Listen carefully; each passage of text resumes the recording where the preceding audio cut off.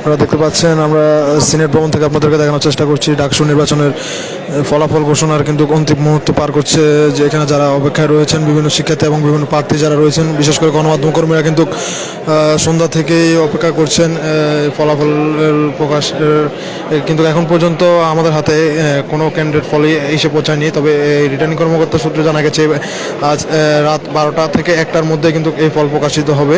আপনারা জানেন যে উৎসবমুখর পরিবেশে কিন্তু আজকের যে ডাকসুর নির্বাচন, সেই নির্বাচনটি অনুষ্ঠিত হয়েছে। দু একটি বিচ্ছিন্ন ঘটনা ছাড়া তেমন কোনো বড় ঘটনা কিন্তু আমরা দেখতে পাইনি। আজকের এই 8টি কেন্দ্রে কিন্তু এই ডাকসুর যে ভোট গ্রহণ করা হয়েছে, কিন্তু সেই 8টি কেন্দ্রের কিন্তু 2টি কেন্দ্রের মধ্যে কিছু বিচ্ছিন্ন ঘটনা দেখা গেছে, কিন্তু বাকি কেন্দ্রগুলোতেই কিন্তু সুশৃঙ্খলভাবে কিন্তু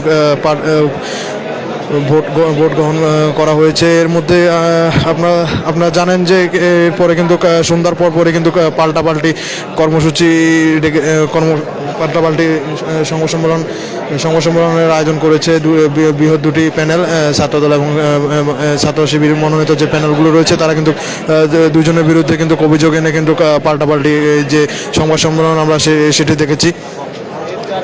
আমরা রিটার্ন কর্মকর্তা সূত্রে জেনেছি যে ফলাফলের দীর্ঘসূত্রিতার কারণ হিসাবে বিভিন্ন যে ভোটাররা রয়েছেন, সেই ভোটাররা কিন্তু যে 42টি ভোট প্রয়োগ করতে পারবেন, সেই 42টি ভোটের প্রয়োগের মধ্যে কিন্তু সবগুলো ভোট কিন্তু প্রয়োগ করতে না পারার, সবগুলো ভোট প্রয়োগ না করার কারণে কিন্তু কিছু ব্যালট পেপার তারা হাতের মাধ্যমে গুনতে হচ্ছে।